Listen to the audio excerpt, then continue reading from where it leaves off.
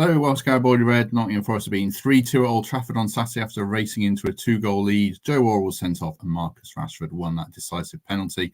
With fans and the club furious over both incidents, we'll discuss the game in full, plus the latest transfer news with Andrey Santos in, and he could be joined by another Brazilian in Murillo. Wilfred Ndidi could add to the African contingent this week, and there could be a flurry of exits led by Brennan Johnson. Joining me to discuss all that are, first of all, former Reds midfielder Lewis McGugan. Lewis, thanks for joining us on a bank holiday. You well? Yeah, not too bad, thank you. Good to have you with us. Second guest is Michael Temple. Temps, how are you? Doing okay, mate. I've been for a run this morning already because I was at this food festival with Greg and ended up having 3 pints, steak and chips, a vegan Norwich, and a pad thai. So, yeah, trying to make the best of my bank holiday Monday. Greg swapped the food for the beer by the sound of it. Greg and Mitchell, how are you? Yeah, I'm all right. I think I was drowning my sorrows. I need some help if anyone wants to help me get fit, I think, because Temp certainly isn't.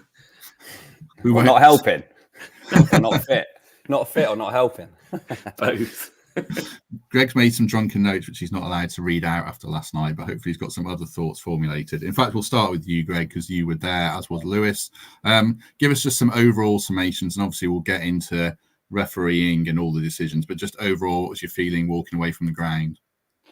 Well, I always had this niggly thought that it's never going to be as good as last season, like some of the games and those first 5 minutes, I've never experienced anything like it in an away end. You'd sometimes expect the odd goal and, great celebrations, but that second goal, I've never been in anything like it. And, what happened after that was just so crushing. I mean, there isn't many fans in there who didn't think we didn't deserve something, but I'll just take a lot from them first 5 minutes, to be honest, because it was pretty sad walking out the ground and it shouldn't have been like that. Just before we get into the incidents, Lewis, I mean, you've been on a pitch where you've probably raced into an early lead. Is there ever a feeling of scoring too early, or can you never look at it that way?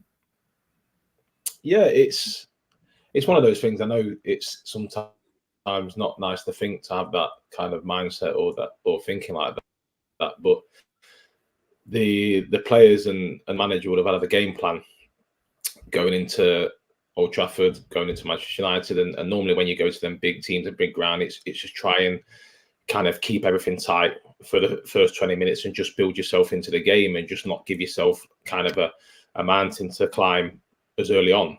I don't think any of them game plans probably would have been to be 2-0 up after 5 minutes, and you know what I mean, in that period. And sometimes it can shock everything. It can also shock your mindset, because now you completely, what you've worked on all week is completely kind of transformed and out the window, and now you're 2-0 up. They're coming at you, and it's sometimes it's a different place that you thought you'd find yourself in. So at times, listen, you always want to score goals, but sometimes scoring so early in them big games at them big stadiums can sometimes have a bit of a negative effect on the whole game plan as such. The first goal, Temps, Taiwo again races away. I think that's 7 games in a row, 9 goals in that time. Aside from the finish, are we even going to get a bit worried that this January comes, or even this week or this time next year, some big club's going to come calling with a very big offer for him now?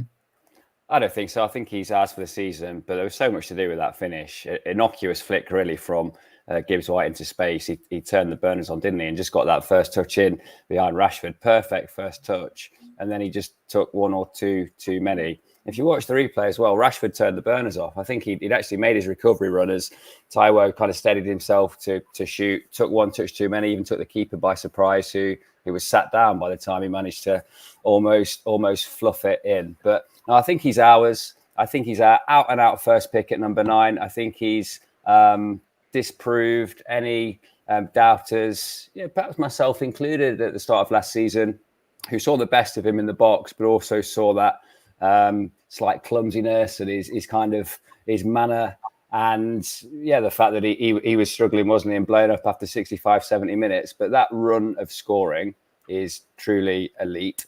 Very, very different goals in amongst it.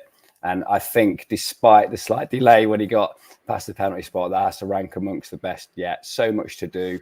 the fact that that clip begins with Man U taking a corner and ends with Taiwo scoring 12 seconds later just shows how tuned in he is to this counter-attacking style. And I think he's going to be in this Forest side for at least a couple of years to come.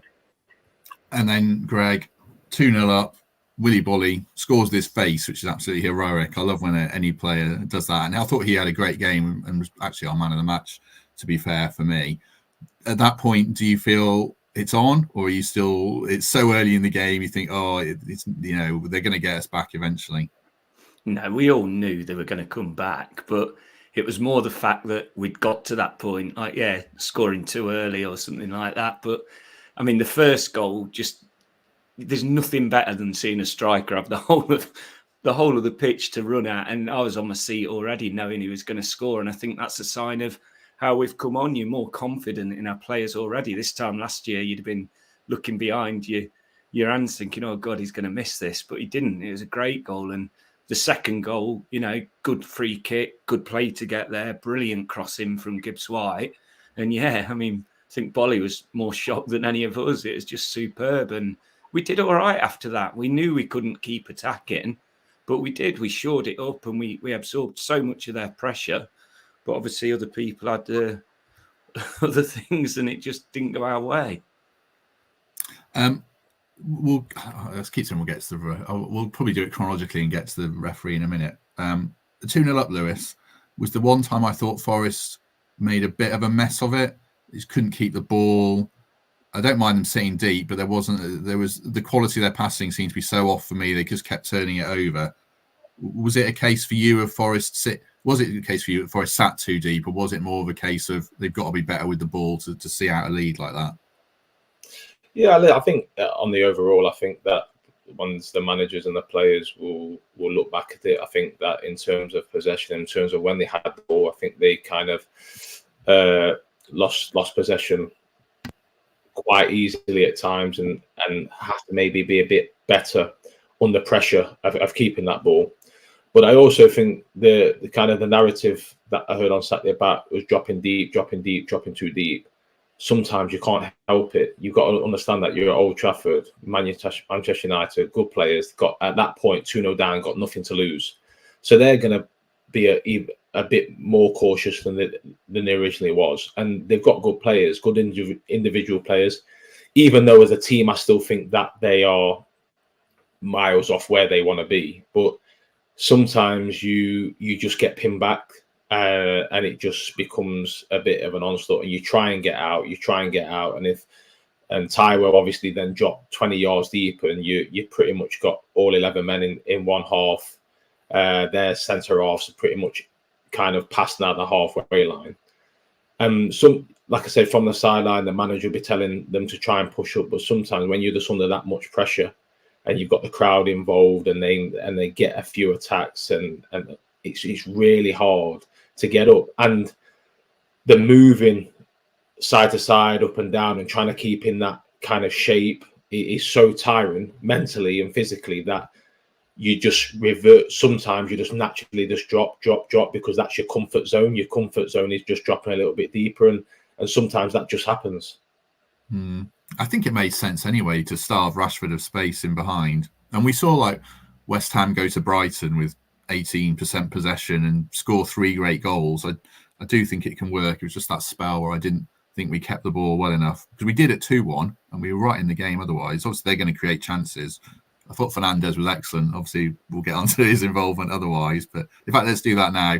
Temps, what was your take on Joe Worrell's red card? Was it a red? Should it have been a yellow with Boly covering? What did you make of it? Well, as soon as the ref gave it, it wasn't going to be changed on VAR because he does grab his shorts on the way down. Only Joe will know if that was unintentional or intentional or just a bit clumsy. But it's hard to disagree or overturn the ref's position on it from a VAR perspective. Would Boly have got back? Yes, I think he would.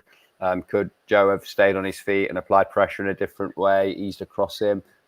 Probably not. I think Bruno had just made that clever step, hadn't he? And he had a split-second decision to make. Fair outcome, yellow card, but it's hard to argue against the ref's perspective. And I don't think there's any chance of that one being overturned. Yeah, I agree. Go on, Greg. What was your take? I'll ask everyone on every instance. It was so important. What was your take on it? Well, you might as well just scrap VAR because Boly was probably going to get to him. I've never seen a referee pull out a red card so quick in his life. But of course, as soon as that's happened, then because you can't guarantee Boly isn't going to get there, it's a red. If he'd have not gave a red, there's not a chance that's overturned to be given. So again, what is the point in VAR? Scrap it today. I really do believe that now. There's too many.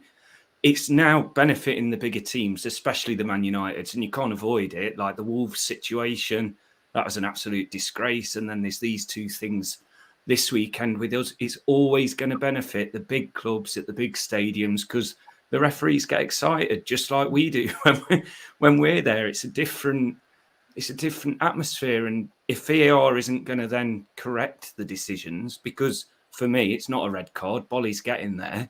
And what's the point in it? That is the perfect situation to do it. But we know the way VAR works and they protect the ref's decision. Yeah. Greg's kind of hit on what I was going to ask you there, Lewis. Does it feel like it's become a protection racket for refs to look after their mates now or not? Or did you think it was a red card? Listen, I think the incident itself, it's one of those situations, as Temp said, that you can have your arguments about it, but also if the red card showed, you're also not surprised. So, listen, if it's against your team, you're going to have your opinion, but the other way around, you'd be expecting a red card. I think in terms of the incident, in terms of Joe, to be fair, I thought Joe was really good on Saturday and prior to the sending off. I think they've just got caught with a little bit of a flip ball round the corner, which sometimes happens as the back three are moving up. Sometimes that little round the corner ball can sometimes just catch you out. And I also think that Bruno is straight away, he's always looking for contact, because I think at that point he knows that he hasn't got the legs to run past and run beyond Joe, and obviously with Boly coming over. So as soon as that contact, he's kind of waiting for that contact because he knows he isn't going to be able to go that kind of extra 10 yards. Maybe if it was Rashford or Anthony with that pace, they're probably looking to kind of get on the end of it, get away and push. Whereas the likes of Bruno, he's probably waiting for that contact. And if you look back slightly, I think Joe just stumbles just a little bit before, which then initiates the contact. And we know once that's going to happen, Bruno's going to go down. That's just the reality. But I think it was unfortunate. But sometimes as a back three and a back five, you're trying to push out and you're trying to make sure that everyone's coming out with you. And that little bit of a split second and that ball flip round the corner can just sometimes catch you out. Let's move on to the penalty, and we'll probably finish with a wider discussion briefly about refereeing and VAR, perhaps. I don't know. Back to you, Temps. Penalty, dive, what was it? It's never been a penalty, has it? I think Rashford has anticipated contact and give it the full Klinsmann with his head back, his arms outstretched, the exaggerated foot movement. I mean, it's a textbook USA 94 Jurgen Klinsmann special, the likes of which is probably a bit of an indictment on football rather than Marcus Rashford. There's umpteenth examples of that kind of penalty being given. He's invariably going to be faster than his fullback or the centre mid in this case that he's squaring up, runs to the byline, slightest bit of contact. He's going to hit the deck. He did it theatrically. I don't think Danilo could have done anything more, really. He was about to launch into a challenge. He pulled out. We've all seen several angles now which show the most minuscule amount of contact, if any. Nothing like that would justify Marcus Rashford falling in that way. Not a penalty for me. Massive turning point in the game, and the reason why we came away from Old Trafford without any points. Sorry, my WhatsApp tab was on there. Ruined your very good words there, Temps. What about from a Forest point of view, Greg? Is the anger for you and fans there, if that's at the other end, that's not going to be given, is it, at Old Trafford? I would feel. What do you think? Not at all.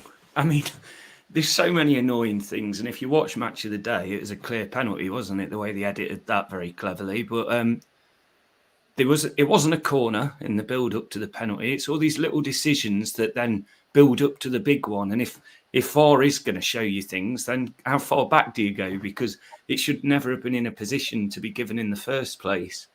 Yeah, you can watch a million angles and probably half of them look like there was contact and it was a penalty, because Marcus Rashford is one of the best at doing it. He can buy you free kicks, he can buy you penalties all the time. But why aren't then referees and VAR saying, right, he's got form for this, let's look at it? There was an angle where, if there's any contact at all, I'm not sure, he falls at the perfect angle. It looked like a penalty. It looked like a penalty from when we were sitting. But then VAR's there to, investigate whether it was. And for me, it wasn't. I don't even think he touches him, to be honest. But of course it's given, because it's Man United, and Man United will always get the big decisions at home. I think for me, I'm not sure it's as much a VAR question as a question of referee competence. I mean, I put in our WhatsApp group, when it was announced he was referee, Stuart Atwell is the worst referee in the Premier League. And I just think he had a terrible game.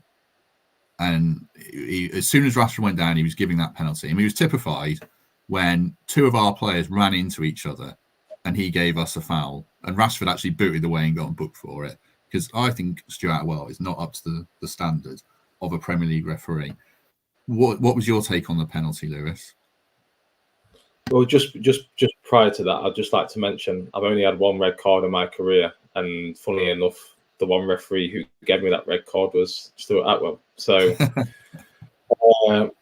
at Pride Park for my ad, so it was a double whammy. I think in terms of the refereeing of VAR, I think that there's a serious problem, and I think that they now have to really try and look at this. And yes, okay, we've looked at the game and we've gone on the kind of the wrong decisions, but I think as a whole, how many now weekends of football is consumed by decisions and VAR? It's taken over. It's taken over the results. It's taken over the kind of play. It's all everyone's talking about. I think that before VAR is that referees are human beings like us all, and we all make mistakes. And sometimes human error, you make mistakes, the pace of play, the atmosphere.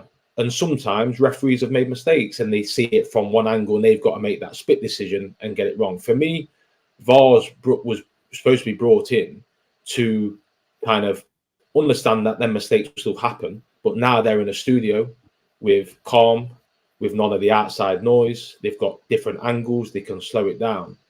But it feels like a point where it's like they don't want to make a decision and overturn it. Now, for me, there's no point in VAR then, because what are you in there for? Because you're not helping out. They say they're helping out their friends by not overturning it, but in reality, all you're doing is bringing more pressure onto the whole system. So we understand that people get it wrong. That's fine. That's human error. It's going to happen. But surely you're there to now help the people in the referees in the middle, and to overturn it at that point. And I just don't understand where this is going, because it's just getting worse by the week, and it's now consuming the whole of football, and they've got to somehow put a stop to it. And if that made sense, listen, if you get it wrong, we're going to have to overturn it. That's fine, and we deal with the consequences after that. But the consequences is that I'm a human being. I'm in the heat of the game, heat of the battle, and I've made a decision. Okay, now looking at it back and having that kind of system, I now got it wrong. But surely that's better than to have people in a studio with all this time, with all this technology, and still making the wrong decisions. I don't know. Like I said, I think surely you rather have the human decision on the day. Don't get me wrong. Teams are still going to be annoyed and people are still going to get a cost point. But that has been football, and that's the reality of football. Like, that can't change. But surely that's better than people being in the studio and having all this technology and all this time and all these angles and still coming up with the wrong decision. I think that brings more scrutiny onto the whole situation than the referee just making a wrong decision on the day. Yeah, it's got even worse under Howard Webb as well. He was a really good ref, and you thought it would get better, but now we're messing about with booking players for kicking the ball away and stuff like that. I mean, I'm on board with the dissent and everything, but I don't know. What are you going to say, Greg? No, there's two things in the comments that I agreed with. Jason Gilbourne said, why isn't the ref asked to go to the screen? Like, surely a penalty decision like that, make him go and have a second look. Not just, oh, yeah, we agree with you, mate, penalty straight away. And the other one was, which I think is great for someone like Lewis to answer, what about like ex-players being involved? I'm amazed it hasn't gone to that yet, where they get ex-players on the VAR panel. If any of them would, of course, I'm sure there'd be some out there that would be good at it, because you do that in cricket and in other sports. What do you think about that, Lewis? I just don't think it will ever happen. I think that the refereeing kind of unity is one on its own, and I don't think that they will ever allow kind of ex-players to come into that. I don't disagree with the idea. I think it's a situation where it could help, but I just don't think that they will allow it. I'm just gonna, if people spam the comments and just create another account and with the same comments, then I'm just gonna keep banning you, which is a pain in the ass for me, but more of a pain in the ass for you. Right. Lost my flow now. That was annoying. Shall we move on? I wanted to talk about their goals, getting back into it. Was there anything we could... Oh, hang on, I'm going to go back. I knew I was going to ask you, Lewis. I remembered, sorry. Was there ever any refs where, when they were announced, either yourself or the rest of the team thought, oh no, we're going to have a shocker? And also, was there ever any ref where you thought, if I go down into like contact in the box here, I've got a good chance of getting a penalty? 100% that happens. Like I say, you'll be in the change rooms and it'll always come from the manager. And sometimes you'll have some that, and what it will be, it'll be like a referee may be card happy. A referee may be very kind of obnoxious and always wanting to make a big decision, like always wanting to be center of attention. So it's that, listen, don't give him that opportunity.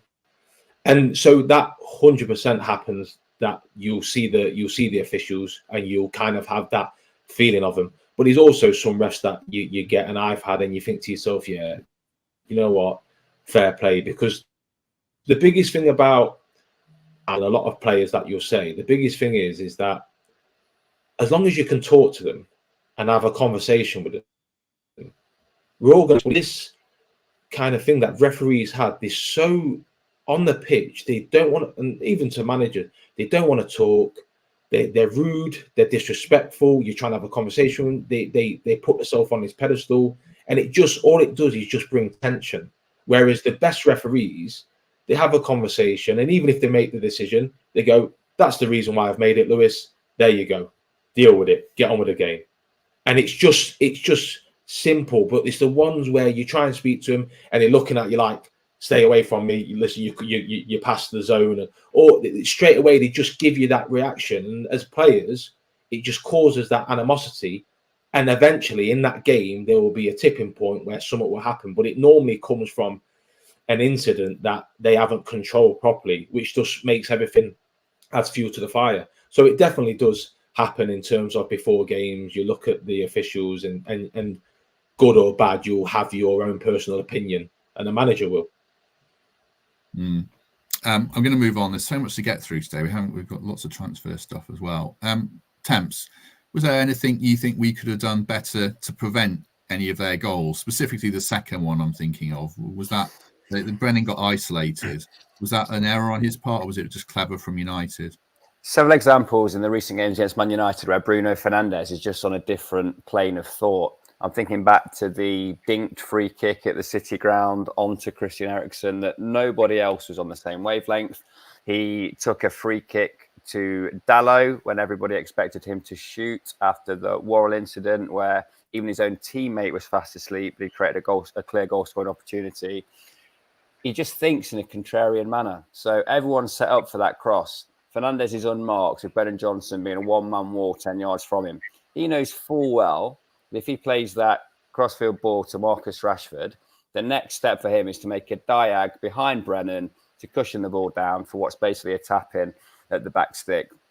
Was it pre-planned, or was it just footballing instinct? Well, Bruno Fernandes knew what he was doing. Marcus Rashford knew what he was doing. and they were fortunate that the Forest back line didn't respond, and there were 2 or 3 players there completely unmarked, ready to stick it in. So I think in this instance, you have to credit Bruno Fernandes, and this is a man who the Man United team is now built around. Even the back end of Cristiano Ronaldo's days at Man United, that team became Bruno Fernandes' team, and the reason is he just sees things on a pitch that others don't. So watch that goal back from his perspective. Watch his movement. Watch his diagonal running in behind Brennan Johnson, him calling for the cross and the assist for the goal.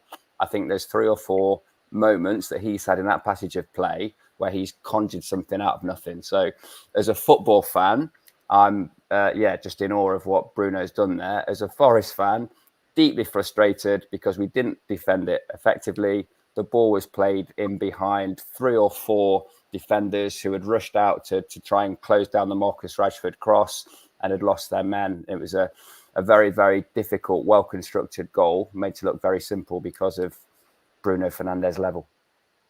Yeah, I thought it was really clever, to be fair, because I guess I'll ask you, Lewis, from a coaching point of view, because that first man, Brennan, is kind of a token role. You don't think you're going to do anything. You're just there to be busy. But it shows that you've got to be switched on all the time. And I think you give credit to United there from a coaching point of view, do you? Yeah, they're the small details, and the reality of football is that the higher level you go and the top end of the leagues you go, games are decided most of the time on small details, and that is just a small detail of Brennan's just switched off a little bit, and that little split second, good players and good teams, they'll take advantage. Whereas maybe in the Championship or maybe at Leicester team, they just think, right, we're in that area. 9 times out of 10, we're just going to put it in the box. If that makes sense, they're not thinking of that little short, as Temp said. They're not thinking to play that. They're not thinking short. They're thinking, listen, we're in this territory. Let's just put it in the box. And they're the small details. What it's a top team, they will find out. And if you switch off for that split second, that's what will happen. Just overall, Greg, on the game, obviously now we've played 3. Last season we got hammered at Arsenal. We had a good win against Sheffield United, who I thought showed actually that they gave Man City a real game yesterday, and they're going to be a dogged team even for lacking quality. And then we've tested United finally after struggling against them all last season. Do you feel like we're making gradual progress, even if we've only got 3 points on the board so far? Yeah, of course we are. And it gives you so much more confidence now going into a Chelsea game where we could think about getting some win. It was great before the game at Man U. Everyone's talking like genuinely meaning it, like we can get something. This time last year, it was only idiots like me talking like that. But, there was a genuine belief that we could get something. And it turned out, we were correct. Other than some bad decisions, we should have. But we do have to turn them into getting something, to getting a point somewhere like Chelsea. I mean, Man City is possibly the only game this season where you don't think it's possible. But yeah, it's by far the toughest start to an away run of games that we're getting. We've got 2 brilliant accounts of ourselves, but we've got to turn it into a point at least, because after 6 games you've got to be looking at the 2 home wins and hopefully a point on the road at least. And I think that'd be fair for us. I think that's what we deserve, the way we're performing. Yeah, Chelsea's going to be tough. They're a bit of an unknown quantity. Having watched them against Luton, they're playing, they don't look the finished article at all, but they've got a lot of talent. So I think that one could go either way. We'll talk about that on Thursday in general, I think. Right, let's move on to transfers. Andrey Santos in on loan from Chelsea, 19 years old, very exciting. Can play a couple of roles in midfield. What do you make of the signing, Temps, before we get on to other names? Yeah, I mean, he's going to be a top 6 central midfielder at some point in the next 2 to 3 years. So hopefully, like the John Terry loan of 20 years ago, we've got this lad at the right time. Brazil capped, can score a goal, as we saw in that under 21s run that he had. But yeah, adaptable and able to play as a 6 or an 8. And I think that's important because we have several players in our squad whose roles are relatively defined. And the challenge for him now is to break into that midfield in whichever role we ascribe I'm slightly surprised to see some of the other names that we've been linked with, given the number of central midfielders that we've got at the club at this moment. They obviously have seen something different in Andrey Santos. I can't quite anticipate what role Steve Cooper has in mind for him, because I can't imagine that Chelsea would be too keen to loan a player like that without some kind of semblance of a guarantee that he's going to have meaningful game time. So expecting him to come into the team in the next 2 to 3 weeks, and fascinated to see where that will be, because there's 2 or 3 players that we're looking over their shoulder once Andrey Santos is in the building. Yeah, I mean, the other one, Lewis, is Wilfred Ndidi. He's been on the list all summer, and obviously we're not going to get Sangare by the look of it. Fofana, we're missing out on. So then we got Andrey Santos, and you thought, great, we've got our defensive midfielder. And then last night, Fabrizio Romano saying we were after Wilfred Ndidi from Leicester as well. Speaking to Leicester fans, great player a couple of years ago. The comment I saw a lot of, someone forwarded to us, I put in the WhatsApp group, was, it's sad to see how far he's fallen, was a repeated comment. What do you make of the potential interest in Ndidi? What's it saying to you? Yeah, listen, like we had an exchange of messages last night, Matt, and I said that I think it's just now that more so. I think a lot of people, especially in that area, need to probably move out the door, and you maybe look at Ndidi. Maybe is that kind of Kiate kind of leaving that little replacement for that in terms of the squad of that kind of type, the physical kind of defensive midfielder. Listen, until it's done, it can just be conversations, and until it's through the door, there's it can all change. But obviously they've got the young player from Chelsea, and we'll see how he fits into it. But it'll be interesting to see the way the club and Steve Cooper are looking at, especially that area, and how they're gonna kind of go about things moving throughout the season. You love Leicester, Greg. What do you think about signing Ndidi? So, Maddison had a rough season last season. He's gone to Spurs and he's firing. If we can get the best out of Ndidi, it's great. But if he's the player of the last 2 years, then it could be a rough one. What do you think about it? Yeah, they all think he's rubbish, don't they? And he's blown out and this, that, the other. However, my mate Ian, who I've known all my life, and we've gone backwards and forwards against Leicester, he's just said some Leicester fans trying not to appear bitter online, which I get. And he put on his days fantastic ball-winning warrior. Thought he was going to get a big move a couple of seasons ago, but then he had like Tillmans and Maddison that enabled him to just do simple jobs very effectively. So that's what we need, though, isn't it? Simple jobs, effectively getting it out. And I like that. Team of the year for the Premier League 2 years ago.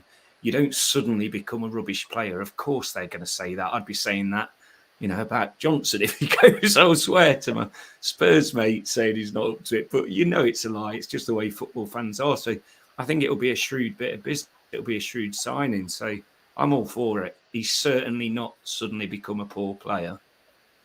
What's the midfield balance going to be for you, Temps? Because Santos, Chelsea are going to have some kind of assurances he's going to get minutes. Ndidi will want to play. Danilo is super talented, but hasn't really hit the heights yet. And we know what Ryan Yates is. And Mangala finished last season really well. What are we aiming for here, do you think? Well, I can't help but think we're aiming for a 4-man midfield or a 3-man midfield, depending on how we shape up just in front. But while there's 3 centre-backs in the team, there's going to be a lot of central midfielders on the bench. I think the manner in which we've performed against Man United and Arsenal is indicative that we have progressed. But to make that leap from a counter-attacking team trying to scrap on the road to a front foot side and that takes advantage of mid-table teams on the road, I think we have to find a way to get one of these talented central midfielders in the team at the expense of one of the centre halves. McKenna being the obvious example at the moment of a squad player, a good backup player who's being forced to start because of the situation around him. So I just wonder if Cooper is thinking, what's my means of getting extra midfielders into this side? I need to raise the quality. I need to raise the choice.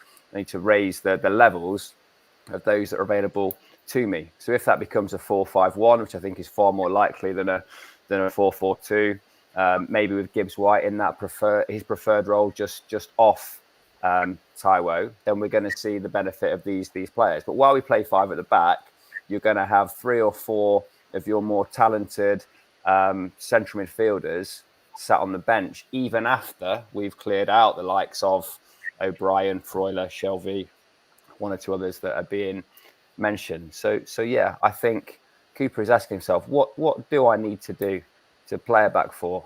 And the obvious answer is improve the quality of the midfielders at his disposal. Peter's better than me than this. There's 666 people watching. That's an ominous number, but only 52 likes. So do us a favour and hit like if you're watching. Be very much appreciated because it does make a difference. What's Cooper aiming for tactically, Lewis, do you think? This is speculating, but does he want to play a back 4 in the long term, do you think? Or is he playing a 3 at the moment due to a lack of pace with Niakate out and maybe Murillo to come in? What's the long-term plan, do you think?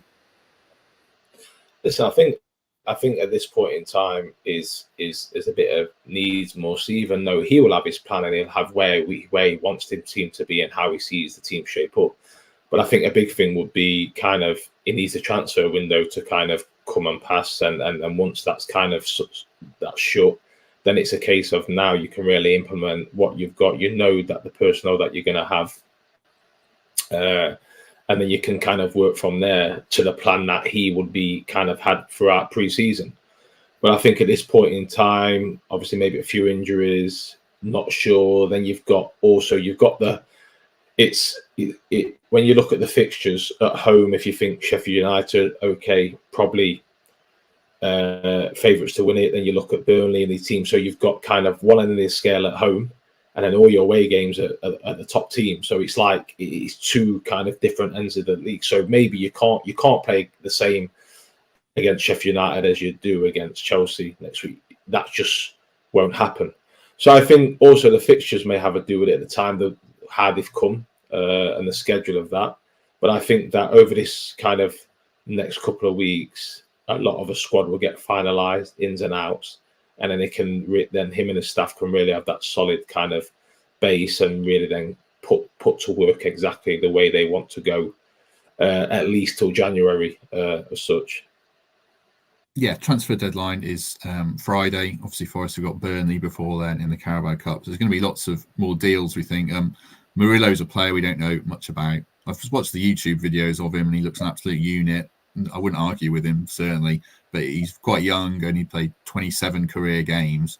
So a very exciting signing, but we'll have to wait and see with him. A couple of other names to touch on, potential ins and outs. We'll just briefly talk about Dean Henderson, Greg, going to Palace. Are you gutted or are you not bothered so much now we've got Turner? I'm not so bothered. I think we're going to have to get another keeper as well as backup, aren't we? But yeah, Turner's done good for me. There's been no howlers. He's not the top 4 keeper that we'd all love, but he's doing a good job and he's given me confidence, that's for sure. So Henderson's gone. It's just one of those things. It would have been great to have him. I'd have loved to have him, but I'm not sure what went wrong because he seemed very, very keen, didn't he? We were keen. Don't know whether Man United just don't like us. I'm starting to think that myself. But yeah, it's a real shame. But he's not coming, is he? So move on for me. Palace are putting the money up, aren't they? Now it's like I think it's 15 million up front, right? 5 million more. So and we weren't prepared to do that, which you can understand with his injuries. And we've got Turner in. So yeah, I'm not gonna. It's a shame. I would like to see him play, but Turner's done fine for me, and see how he develops over time. Next name for you, Temps. Callum Hudson-Odoi, favourites to get him, which will lead us on to Brennan. But in general, if Hudson-Odoi arrives, what would you think about it? Well, look, it's a signifier for me that he was a potential make-weight in a Brennan Johnson transfer to Chelsea. They've obviously looked elsewhere and also seen this re-emergence of Raheem Sterling, who looked like he was well and truly back to his best last time out. Callum Hudson-Odoi is a decent Brennan replacement for me. I think it signals that he is likely to go to Spurs in this window. He's a player that needs regular games and needs to prove that he can stay fit for a long period of time. If he does that, he'll become a fan favourite of Forest, I have no doubt. Really like his pedigree, really like the fact that we're able to sign players of this calibre, but his arrival for me does signal the end of Brennan Johnson's time at Forest. It was only Thursday we were discussing if the potential exit routes for Brennan are drying up. He was looking, it was just down to Spurs, and now it looks like he is going to Spurs. There's talk of mate weights with Sanchez and Brian Hill and a few others. What do you think about it, Lewis, in terms of, would you just want the cash and get your own players in, or does a player plus cash deal appeal to you? Yeah, listen, I don't change my stance on it that I said a few weeks ago that I don't think he'll be at the club come the end of the transfer window. The big thing for me, and I mentioned it to a few people around me on Saturday, that I've noticed, I feel that the manager also will be wanting a decision either way, because I feel that at this point in time, if you look at the games, is that you look at Elanga coming in. At times in the game, you're looking at a change, right? There's no secret that we all understand that Gibbs White is Steve Cooper's player. He's his number one go-to, right? And we had that discussion about when it come down to it, Brennan was dropped and Gibbs White always started. Well, in the games what's happening, we probably need a difference, probably need Elanga. But sometimes, and I understand the manager at that point where, well, he doesn't want to take Gibbs White off. But if he takes Brennan off, all that's just going to fuel again all the story. He's took him off early, and he's now in that. I feel like at times he's in a bit of that catch-22 of like, I don't know what to do, because when Elanga probably needs to come on a lot earlier. You look at the Sheffield United game. Eventually, he kept them both on and changed it a little bit. But at that point against Sheffield United at home, you can do that.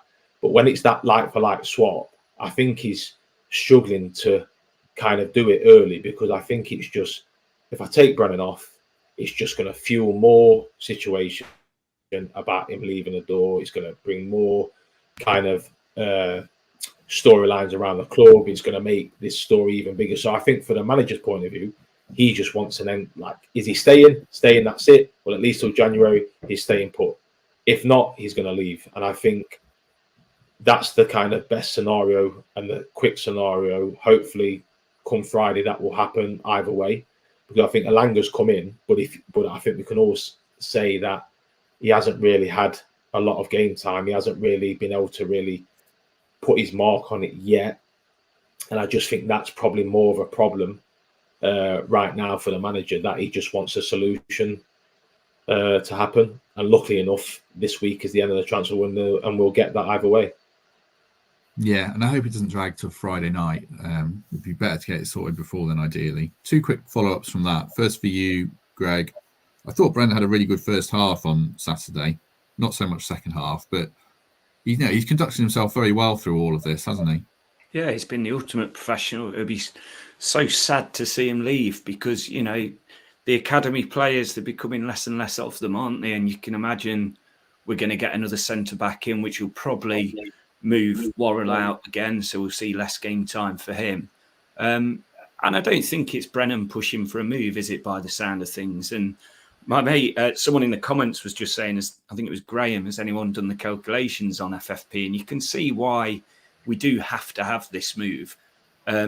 So I've got a friend, Chris Denman, he runs the Time Added On pod, and he's done some calculations where if it includes the Wood deal for this year, we've spent 51 million this year, and we've only offloaded 7 million worth of players. Last year, it was astronomical, the difference. So you can just see why we've now got to do it. And, maybe some of the recruitment, I don't want to sound too unfair, last year has put us into this position where, unfortunately, Brennan's the star, the one that's worth the money, the one that would give us 100% worth to FFP, because we never bought him for anything. He's one of ours. That he's just, he's the sacrificial lamb, and he's got to go. And it's a real shame, because I'd love to see how far he can go with us. But if it's not going to happen, I really hope it's a smooth one. We get a 50 million or more, but you can just see us really trying for that last hour transfer deadline day. Big move, just it's the way we work, isn't it? So it does make me nervous.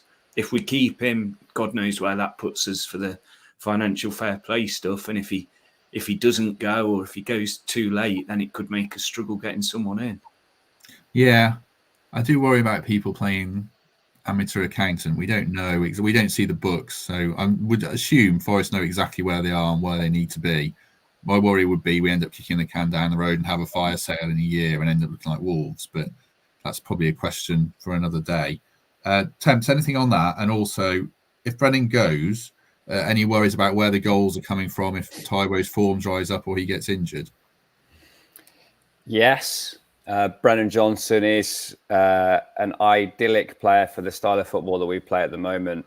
And with the amount of touches he gets in a game, he is strikingly efficient. Hence why these clubs are looking at him through that lens. They know if they get him the ball more, he'll contribute more through goals and assists. So he will be missed. We're not a better team for having lost Brennan Johnson.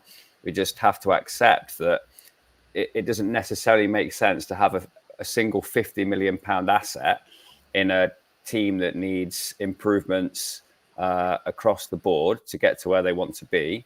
And they've taken a strategic decision that offloading a right winger, an inside forward to improve elsewhere is the manner in which to go. Brennan Johnson funds the acquisition of 6 or 7 players, given, as Greg says, for FFP purposes, it's plus 50 million quid on the balance sheet. So I do understand it. I don't think it makes us a better team, and I don't want Brennan Johnson to go. If something breaks down and there is a last-minute change of heart at Spurs, or a quirk over personal terms, or the fax machine breaks at the City ground at 10 to 11 on deadline day, I won't be too disappointed. I think he holds his value, and we can still make this transfer or do something similar in 6 months or a year's time. So I'm not advocating for him to leave because he's been a poor servant, anything but. I think the manner in which he's whizzed through League One, Championship, Premier League, and been a standout player in 3 very different teams is testament to how far he can go in the game. I wouldn't bet against him having a career in which he scores 100 Premier League goals. And if you look at the kind of company that would put him in and what he's done at 22 years of old, you can see why he's a special player, one that Spurs are willing to pay £50 million for. Don't want him to go. Think he will. Think we're going to be a slightly poorer team for it, but this is the reality of FFP. True. Right. Shameless plug. Do you want to say something, Lewis, on that?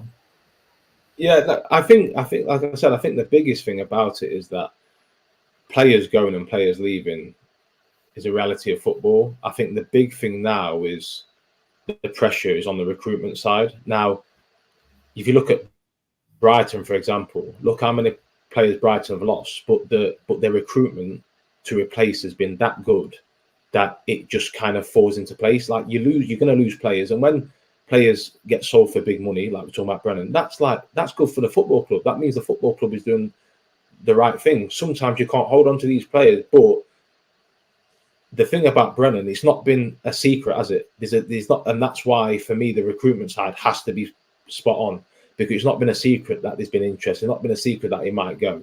So the club have had time. It's not as if now all of a sudden this week someone's interested in buying Brennan Johnson and it's come out of nowhere. Like that's now where the club has to realise where we are, and that's where they need to kind of be, okay, this might happen and it probably will happen, but we have to be ready for it. Because you look at the likes of Brighton and all them clubs, and let's be honest, that's where Forest, the next stage we want to try and get to. And a big part of what they're doing is their recruitment is so good that they know we will lose these players at a certain time. And if that happens, brilliant for the player. He's done really good for the club. It's time now for him to go. We've recruited a lot of money, but we've got someone now ready to go to take his place. And what if that doesn't happen? That's when the then pressure will become on, why have you let Brennan Johnson go? The reality of football, that will always happen. You look at Harry Kane and Tottenham. No one thought Harry Kane would leave. Harry Kane's left. So it happens, but it's how you then work from it, how you then do your recruitment, and are you kind of in plan? If you're not in plan, you'll get found out. That's the reality. But you look at these clubs now of where we want to get to, and I use Brighton as a prime example. They're always ready. Okay, we have our number for our player. As you look at with Caicedo, and they have their number. If that number's met, by all means, everyone shakes hands. Thank you very much. It's time for your next part of your career, but we're ready to press the button on your replacement. And if that continues to happen, then losing these players, yes, is also not nice, but it's also reality of football. And that's where maybe Nottingham Forest now have to come to the front and be ready in that department and be ready to go. He's gone. We've got really good money for a homegrown player. Here's the replacement. Let's keep moving.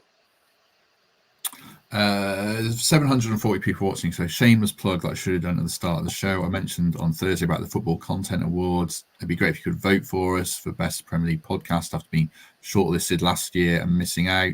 Links in the description on YouTube and audio, and I'll put it in the Facebook comments if you're watching it on Facebook after we finish. So any support greatly appreciated. Second one was quite a few people asking about shirt sponsorship. There was whispers again, maybe something this week. Both you boys were saying you've been hearing. So we'll wait and see on that. I just wanted to finish the last 5-10 minutes on the Burnley game, so we won't have a preview for that. Two main questions I want to discuss. I'll put the first one to you, Greg. Are you bothered if we lose? Are you bothered if we win, particularly being as it's a Carabao Cup tie? Well, we're semi-finalists of this. We take it seriously. So I think we absolutely... it looks like it's going to be a sellout, which is incredible. We played Burnley 5 years ago in the third round of the League Cup, and there's not 10,000 people there. So, yeah, we're going to take this seriously. There's going to be a chance to see some of these players that haven't played at home yet for us under a big crowd. So it's the perfect opportunity.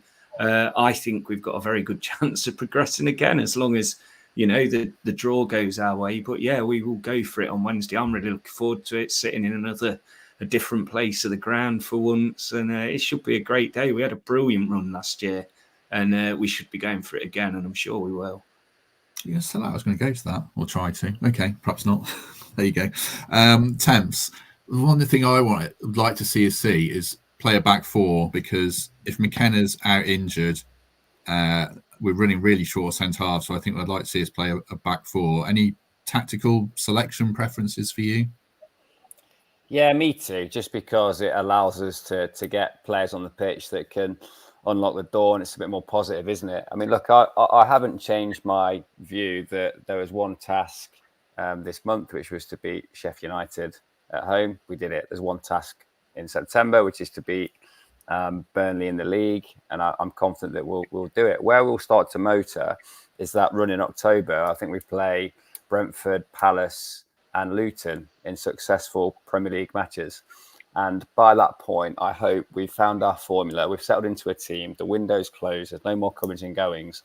We've got a very, very clear idea of the team that we are, the identity that we have, and the players that are going to help us to progress. In and amongst that, there's games against Man City, Liverpool, Chelsea, which are free hits in a sense, but we've got a proven means of going and making a good account of ourselves, as we did against Arsenal and Man United. So, yeah, I do see this Burnley game in the Cup as an opportunity to play a back four. There'll be some unfamiliar personnel. There'll be heavy squad rotation, as there should be, as there always has been in previous rounds of the Cup.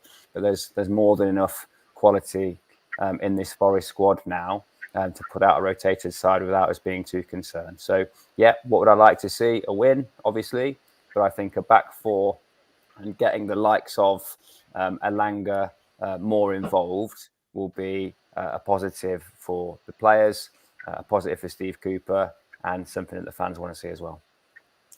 A few key changes for you, Lewis. You mentioned Elanga. I guess he gets a start. There's a few fringe players that again. Would you rest Taiwo as well? Would you want to keep him cooking as he has been? Yeah, listen. I think that no matter what competition, winning games breeds confidence, it's momentum, it's a feel-good factor. So I think first and foremost that should remain a priority. Obviously, with a Premier League squad, you're going to have to change and maybe look at little things. But also, what you have to look at is that Burnley have started bad. They're also on that same. They're going to be in that same headspace that they need to try and build momentum. They need to try and get a feel-good factor. So they're going to take it very seriously because they still haven't won a game this season. So I think that. Also, like I said, we try and play a few fringe players, try and get their minutes, maybe look at a few different things, but at the same time, take it very seriously because Burnley will do the same. Yeah, true. And yeah, it's a good test playing against them, who will play in a couple of weeks as well, and try and play some good football against them and take the game to them would be good, certainly. Right, we've blitzed a hell of a lot of ground in 55 minutes, so thanks very much for everyone who's joined us. Any other business, Greg, before we depart? I've got a bit, actually. You didn't let me have my match of the day rant, but it'll be exactly the same next week, so I'll be able to do that next week. I'm sick of that thing. Quickly. What's your match No, day? it's just, if you'd have watched that game just on match of the day, you'd have thought the penalty decision was straight away a penalty. They don't discuss anything about Forest. It's been the 2 weeks now, Arsenal and Man U. Not interested at all. There was so much to talk about with us then, and they're not bothered. And the way they edit things, it just makes it look like the decisions are clear and obvious.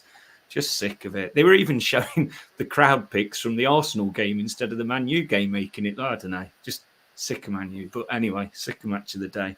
I don't know whether Temps is going to mention it, but I went to the food festival at Trent Bridge yesterday, and it was awesome. And our mates, who's Forest season ticket holder, had a stall there called Bar, and they're at Bustler's Food Market on Thursday, Friday. So if you haven't been down there, it's great on Stenton Market. Brilliant vibe, dead good place. And go and check them out because he's a massive Forest fan. Started up this new business, meaning he can't go to away games anymore, which he's gutted about. But, you know, you've got to chase it, and he certainly is, and their food is excellent. And my one other thing is with all the train strikes and everything at the minute, it's been an absolute nightmare getting to away games for loads of us. And my mate Caleb lives in Rochester, I think, down south anyway.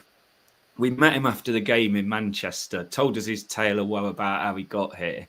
To get home on Saturday, he met us for a drink. He had a 9 p.m. bus to Leeds, 2 hours wait in Leeds, which nobody wants to do that. Then the bus down to London, early hours, got to London about 7 a.m, 2 hour wait for his first train to Rochester, gets home after 9 a.m, after leaving Manchester at, just after the game, basically. So shout out to him, and hopefully these train strikes don't continue because it's an absolute nightmare. But that's it from me. Well done to him. Temps, anything you want to shamelessly plug or say? Well, look, Greg's already praised my event. I can't compete with his conspiracy theory, and I've told him Caleb needs driving lessons. So nothing to add from me. Very good. Lewis, you've got a dash shortly because you're back in management with Long Eaton. Are you enjoying it? Good to be back. It's great to be back. Really enjoying it.